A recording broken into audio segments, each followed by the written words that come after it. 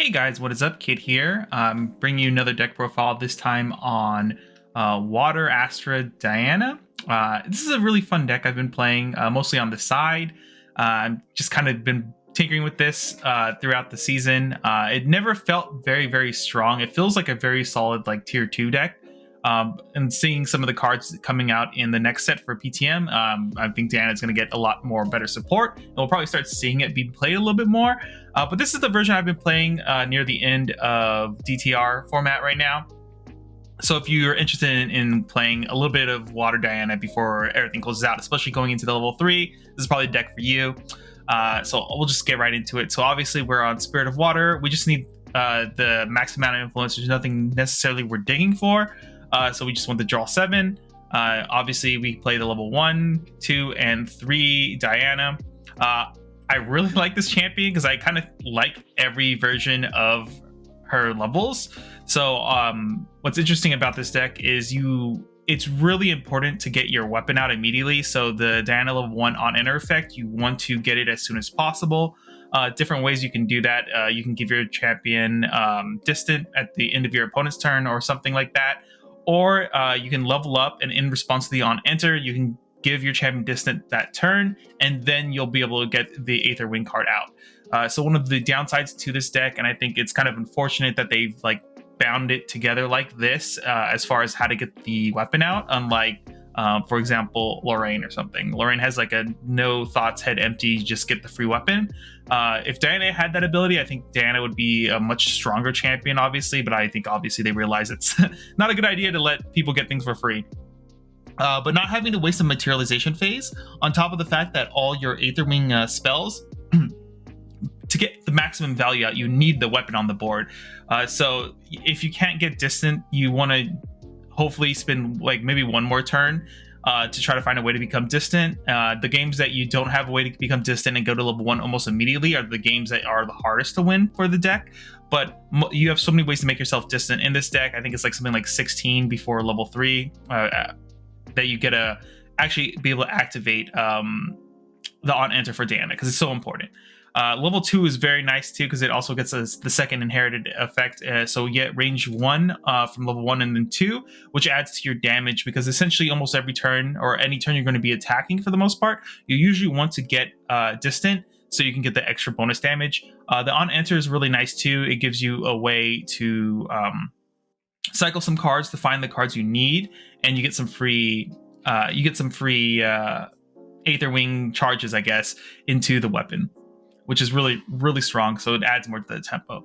And then the level 3, you're mostly actually going to end up using the Glimpse too, but defensively as well, getting the ability to either possibly negate or in combat has come up a couple times, like just making it awkward for your opponent to get through. Really like the level 3, and then any other time that you don't need the defensive stuff, the Glimpse 2 is really good because of Aether Calling, which lets you take bolts essentially from your deck and put them into your weapon, so you don't have to spend resources essentially to do that. Next we play GCR, so it's really important for this deck is just as much hand as possible, getting extra draw, or in between leveling up from 2 to 3 or like 1 to 2, getting a GCR, or even when you're a spirit because you didn't draw the distant card to make yourself distant. Getting extra draw is really important for the deck. It's very influence based. The deck plays only during your recollection step and your opponent's turn for the most part. That's like the big advantage of the deck, so you always have a big hand open to respond to your opponent, and everything you respond with to your opponent usually generates you some type of advantage through doing more damage with your Aether Wing. So getting more draws is really important because we're basically playing at fast speed the entire time, and during main phase we almost never really play anything unless we're going for the kill essentially. We play Ranger Boots in here. This is another way that we can kind of guarantee ourselves to become distant. You don't really have to use it that way too often. It's also just in the card that draws your card. The deck is water. We have a lot of floats, and we want to convert those floats into more hand advantage. So anytime we don't have to take a weapon out or level up, we can get something like Ranger Boots out. What's really nice about Ranger Boots, it combos very well with the level 3, because within the level 3, whenever you become distant, you get to pick one of the things. So you can always bring this out and then you just keep it on the board, and it's essentially a defensive tool that you can use at level 3 to use either the negate or the in combat if you would like, or if you need the glimpse too. That's most of the ways I've used it. Sometimes you just never play this card, but like I said, we just want to be able to convert float into influence, because it's so important for this deck, because we got to find the bolts, and there's certain cards we need to find as soon as possible, essentially in the later stages of the game, to be able to win, especially when we set up situations with our top deck after glimpsing a bunch. Next here is Seeker's Aetherwing. So this comes in the starter deck, obviously. It's probably the best outside of like all the other, I guess, Aether Wings, this is the best one, because not only does it give you Spell Shroud, so you can answer not Spell Shroud, True Sight, to be able to answer cats and stuff like that, because we are seeing more stealth units pop up and things like that. It has Spell Shroud, so that it can't be interacted with. One of the biggest issues with, like, if you've ever played any version of Diana or any ranged unit, essentially, one of the biggest issues is that if they mess with your weapon, you just like wasted your entire turn. And with Diana, like, sometimes you're loading 3 to 4 cards into this, or even more, and if your weapon gets destroyed or something in between, and you just lose all those cards and that potential damage, that's enough for you to lose the game immediately. Next, we have Smoke Bombs, just to once again get through usually taunts or something like this, and this is a card that also draws you a card with through the float. Aqua Mirage Whisperer. This is the weapon that you will always get first. It has Spell Shroud inherently, so your opponent can't really mess with it, even if you're not level 1, because the Seeker's Aetherwing requires class bonus, but this one doesn't. The next part of the class bonus part is the best part about the deck. This weapon is what makes this deck so consistent and so powerful, is that on hit you get a glimpse 1 plus X, where X is the amount of damage dealt by this hit. And then you put the top card of your deck into the graveyard. So setting up your graveyard is super important in this deck, and without a weapon like this, Diana would not have like the powerful consistency of this like tempo mid-range deck that it is.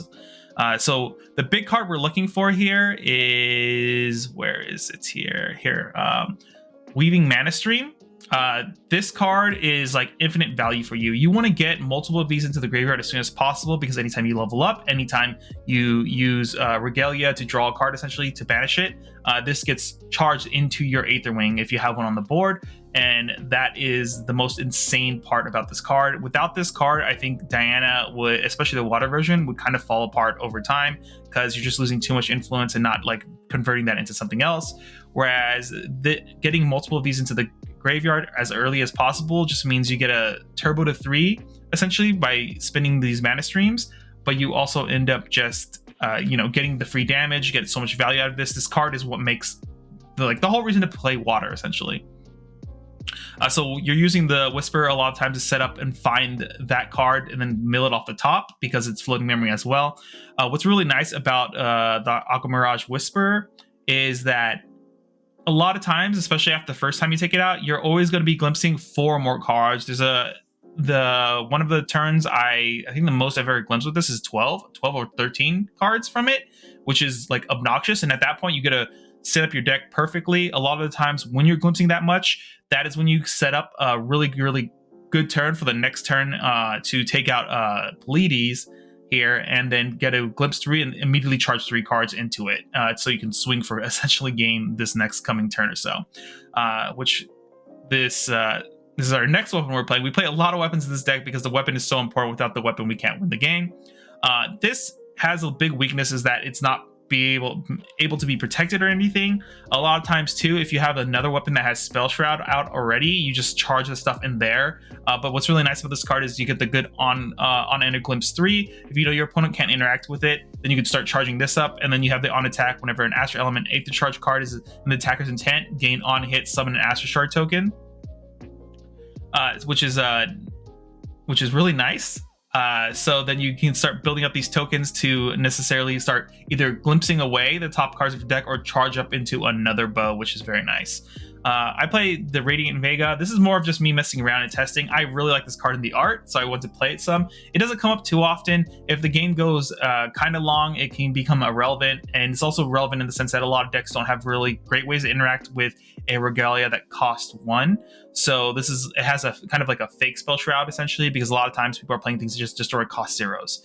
So you can see it that way. And then at the same time as well, you get to negate stuff and then it has to pay X for X number of charges in here. And you have some cool ways to like abuse this card once you have to bring it out.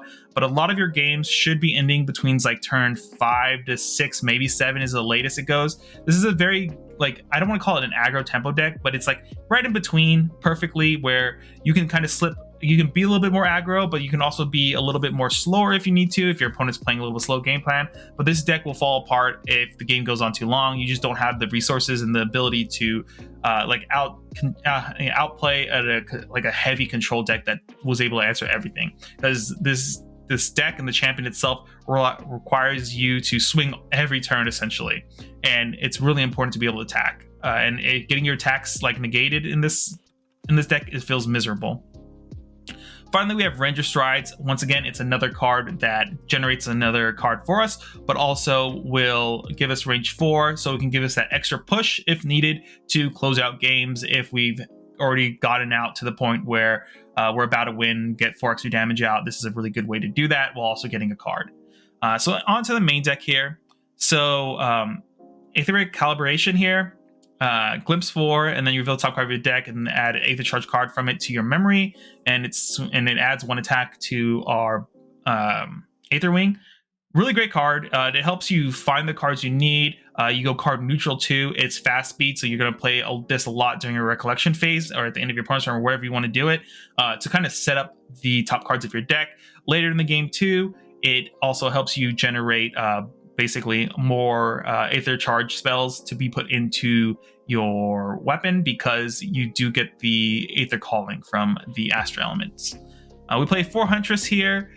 This is a very interesting card because a lot of times I don't want to play this card. It's only really comes out when I need to start clearing things off the board, because we're only really ever swinging like once a turn with our champion as much as possible. And a lot of times we want that damage to go to face if possible, because at the end of the day, we are kind of a tempo deck where we can kind of, go under some of the longer game plans, so they have to start answering stuff sooner.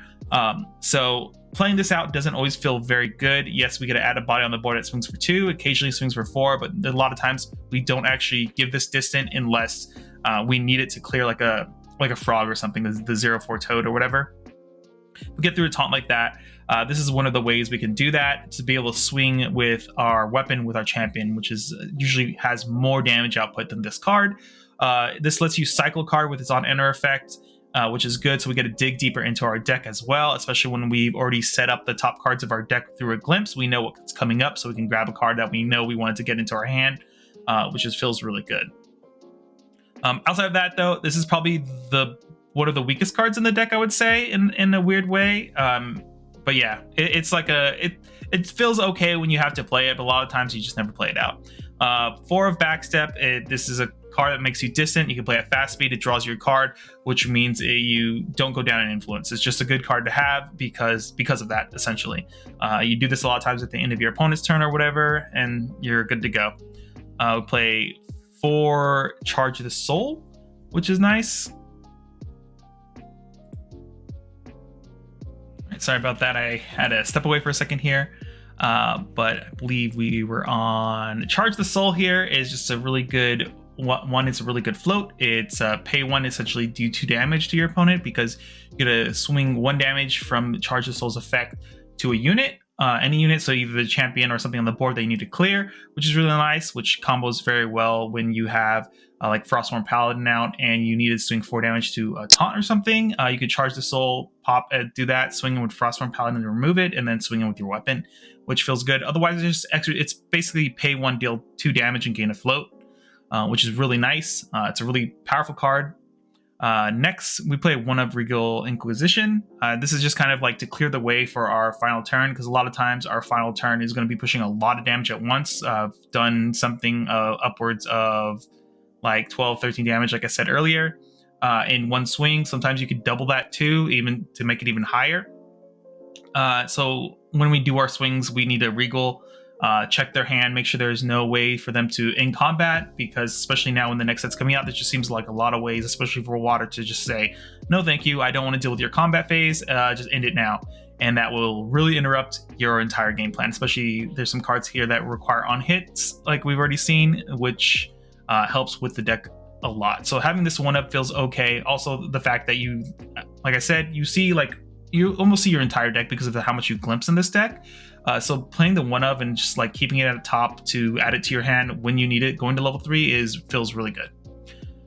Play 2 of reposition. It's a 1-cost way to make yourself distant. That's a float. We don't play more than 2 because 1, we just want it here for the float, and this also makes you distant, which is good, but you go down in influence essentially for playing this card because you lose the card itself. And if you don't replace it with by using the float to draw a card or something, then it doesn't feel good.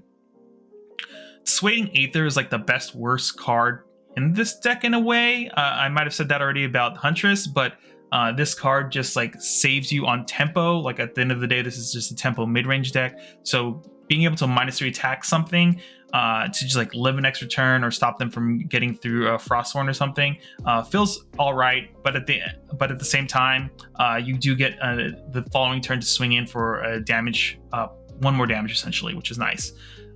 Card kind of sucks, but it's like it's good enough right now until we get something else for it. At this point, like next set, we'll probably have something to replace this card very easily. Next, Drown in Aether. This is another really strong tempo card that we use to clear out our opponents that are going wide with allies that don't have a lot of health necessarily. And this is once again, this is another way to chip away at like a 4 health or more follower or ally on the board, using Drown in Aether to like subtract 3 of the health and swing in for 2 to remove it. Then you can swing in with your champion essentially. Card is good. Obviously, the only time you're ever going to play this card is during your opponent's turn most of the time, like I said. So fast activation from the class bonus feels really, really strong, and it's one more damage you get to add to your swing. Fracturize your water. This is like our main out and like our only out essentially to censor. If your opponent plays censor, or if you're playing into a meta that has a lot of censor at your locals, I probably suggest adding like maybe a couple horses or something into the deck to pop censor, because if this is like essentially your only way to deal with it, and if censor gets put on the board and you don't answer it soon enough, you just kind of lose the game, because the deck, as you've already can tell, we don't play Dungeon Guide or anything like that. We take advantage of mana streaming and glimpsing so much and abusing our influence or our float that way, that Dungeon Guide is just a wasted slot essentially in this, and our influence is more important to add those cards into our bow or our wand than anything else. So Fracturize at the end of the day is just one of the only ways we can really deal with censor. So a lot of times, don't waste, if you think they have censor, don't waste your Fracturize on something random. Don't Fracturize your own power cell or something like that. Or if you decide to play a backup church or something, just don't Fracturize anything unless you know it's going to help you win the game. That's the most important part. Other than that, it's just a really good float as well. For Frostborn Paladin as well, I mean, we're in water. It's like the one ally staple in water I feel like every water deck always plays, unless they don't play a lot of float. So 4 of, it's essentially a 3/4 like 90% of the time. Intercept draws you a card for banishing. So good card. Just if you don't own this card already, just buy a playset. It's worth the money. Next, 3 Tactical Retreat. What's nice about this card is obviously if you're playing in a higher level event, with players that are more familiar with the entire card pool, they're going to be able to play around this card. They're still going to probably play around like Song of Frost and stuff like that. But Tactical Retreat is really nice. It's another card that has float for us because we're a ranger, and makes our champion distant and ends the combat phase if you do use this, which is nice. I've won some games because just, turn 2, they go for like a heavy swing or something, playing Seal. They didn't realize Tactical Retreat was really a card that exists because Ranger isn't that popular, and they kind of like lost a lot of value from that attack. Really great card. If you feel like it's more important to have this, bump it up to 4. It's a really great card. I've liked it a lot ever since I've used it. Undercurrent Vantage. This is another card that's like really awkward because it's like really good and really mediocre at the same time. So this card is best used when you're level 3, honestly, unless you're digging to find something earlier on, because you can combo this card with the level 3 effect. So you go to level 3, and during your recollection, you can use Earn Current Vantage. Glimpse 3, make your champion distant. You put back whatever you want. Well, not put back, but you get a Glimpse 3, Aether Call anything you want into there, put everything else on the bottom. Then you can trigger Moon Piercer's effect to Glimpse 2 more to go 2 more deeper. So you essentially get to see up to 5 cards off the top of your deck, and then Aether Charge any of them you want. Feels really, really good. That's the best way I've been using this card, other than just like I need to make myself distant as soon as possible type of scenarios, which does come up occasionally. And it's a float, which is very nice. Really good card in that sense. Like I said, it's like mediocre to amazing card depending when you play it. Next, like I talked about this card already, Weaving Mana Stream, insane card. I think this is the card that is like the reason to play Water. The games you get like 2 to 3 of this out as soon as possible. Insane. Card also can make your champion distant, which is nice, so it still has value in the earlier game, even when you're a spirit, so you can make yourself distant, then go to level 1 and get all the effects, and then get to abuse this effect as well. Be very careful though, because if you don't have the weapon out, you lose the extra bonus on this card, and essentially it actually gets banished forever. Because what happens with this card, it usually as you cycle it through, it goes from graveyard, then charged for banishing it, like for leveling up or something, and then you swing with it and it goes back into the graveyard again. So you just get a cycle back and forth between the graveyard and your weapon, which is really, really powerful. And once you start doing it, you get addicted to like how great it feels, because you always have the float to level up, to do whatever if you have this there. And then it just goes straight into your weapon. Same thing if you use it to like summon Smoke Bomb, Ranger Boots, it goes into your weapon because you use it to pay costs. Card's insane. You just got to make sure you have a weapon out. All right, and then we're moving on to the Astra stuff. I really like a lot of the Astra stuff. It's like I said, I really enjoy the level 3. I think all the level 3 effects are really good for this card. Commentary Vantage. This is a card I keep going back and forth on like ratios of this card. I think the last version of this deck I played I forget the name of the card, but it's the card that like if you're attacking, it doubles all of your spells that you're swinging with, essentially, because that's a really good way to like have surprise huge chunks of damage come out. But this card feels really good too when your opponents have really great ways to interact. So like this card, one, a lot of the times you're going to be using this to glimpse 4 and draw a card. You got to glimpse 4, Aether Charge a bunch of stuff, and then like put the exact card you want to find. Otherwise, you can just bottom deck everything and then draw a card, or like a random card off the top that way. Otherwise, another one you can do too, which feels really good, is like draw a card and then use the effect. If a unit is attacking, each Aether Charge card in that attacker's intent gains on hit. Load this card into an Aether Wing weapon you control. So one of the cool things you can do with this card is because it makes you go hand neutral, essentially, you don't feel bad using it this way, but you can swing with one weapon and then load everything else into Vega here, and then suddenly you have like 4 to 5 cards into this, which means now you can essentially negate anything you want on your opponent's next turn. That's like the best way to use this card in that sense. Otherwise, it's like when you have if you have 2 weapons out, so a lot of times like I'll have Whisper out, and then I've already gone to 3 and summoned this, and then got the Glimpse 3 to push more into the Whisper. I'll swing with the Whisper, give it the effect, and then put everything into the this weapon here. And then that's why you can get more value out of your swings that way, which is pretty nice. Really fun card. Test it out. I like it a lot. It was really annoying. I opened like 3 cases and opened 0 of this, so I had to pick them up. But yeah, pretty good card. Try it out. Next, Constellation's Blessing here. So this is another card that's has Aether Calling. So whenever you Aether Call, you get a, essentially jam it into your weapon, basically. And then your effect is draw a card, then you may load this into your Aether Wing weapon you control. What's nice about this card is like a lot of the time you just Aether Calling it into the weapon, but instead, because it only costs 1 and you get a draw card off of this, you go hand neutral essentially.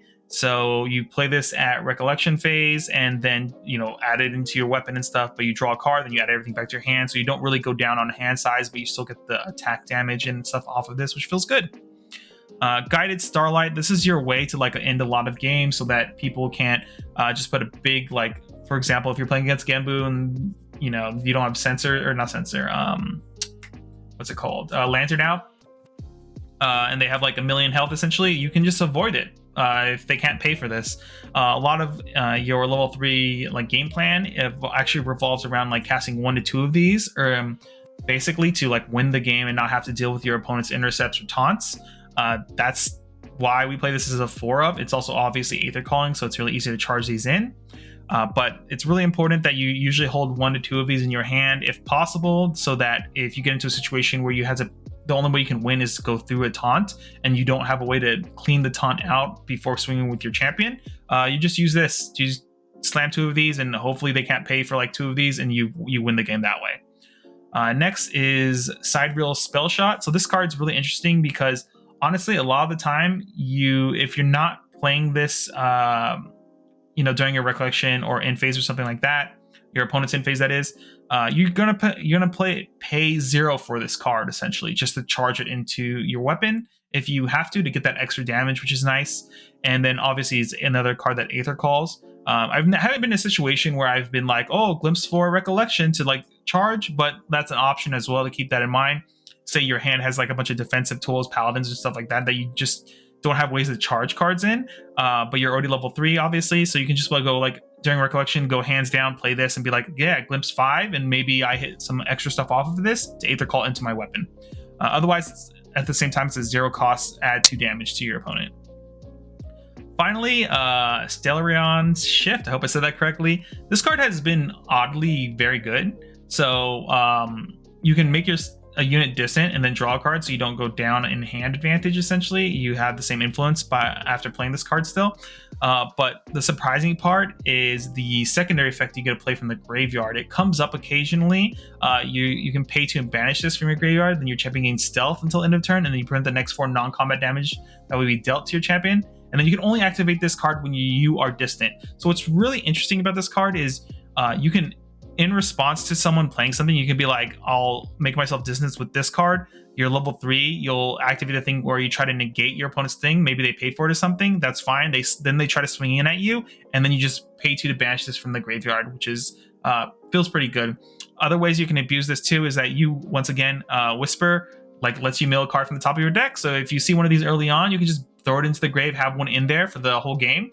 And as long as they don't drop Censor, and once you're level 3, you can just go ahead and pay to banish this from your graveyard and stop attacking stuff. One thing to note about this card too, it doesn't come up too often, but if your opponent plays Lantern into this, it does mean that you have the class bonus and element bonus, because now this card is Norm. So, and you have Norm in your lineage, so you can actually play this before level 3 as well. So you should keep that in mind if that ever comes up. But yeah, this is the deck. I don't really have a sideboard for this deck because honestly, at the end of the day, you just kind of have to tailor it to your meta. This is a really fun tempo deck. I would say it's very mid-range, where it has the option to be a little bit more aggro or a little bit more controlling, but not it. It definitely leans more towards the you gotta win the game before like turn 6 type of thing, or by turn 6, because I think anytime after your turn 6, yeah, that's like you got to get pretty lucky at that point, because I think if a deck is going that long, it means they probably have a better in-game plan than you. But it doesn't mean that this deck can't compete. This deck is a lot of fun. If you're looking for a fun deck, like tier 2 deck to bring the locals and mess around with, or just play casually, or you like Diana, like me, this Diana Moonpiercer is a lot of fun to play with. Put this list together, try it out. It's a lot of fun. Let me know what you guys are using in your sideboard. Like I said, I don't really have a sideboard made for this deck. I just kind of, whatever I feel like is that week's annoying thing at locals, I'll just throw in some stuff in the sideboard to deal with it. One thing I suggest, obviously, is play a couple of the Unbroken Mustangs, just so you have a couple extra answers in the deck to be able to answer any censors, because this deck will fall apart immediately without censor, because we don't play any other ways to really like gain a lot of hand advantage. We're like on that weird tempo game plan where we're trying to win by like turn 6 a lot of our games, if possible.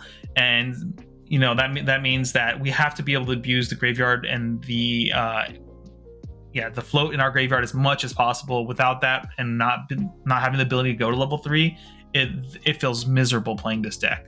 But yeah, outside of that, Dan and Moonpiercer, if you like this champion, try this version of the deck out. It is a ton of fun.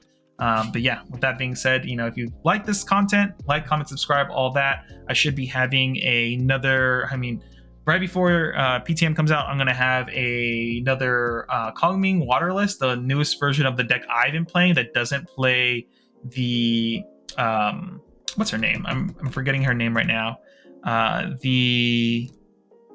Wow, how did I forget the name? The Cursed Touch. Oh, Nimue, that's it is. Doesn't play Nimue Cursed Touch because as much as I like that package, I do think it's clunky at times. But the version I'm playing is a very heavy control deck. So if you love hard control like Waterless, you know, check out the next Kongming Terra video. Well, it should be out probably sometime in the next like 5 days or so. I have that coming out, as well as I think I'm going to do a thing where I'm just going to review certain cards that I think are really cool that they've spoiled so far for PTM, and then maybe some other stuff on the side whenever I get time to it. But yeah, like I said, like, comment, subscribe, and all that. Hopefully see you guys in the next video. Later, everyone.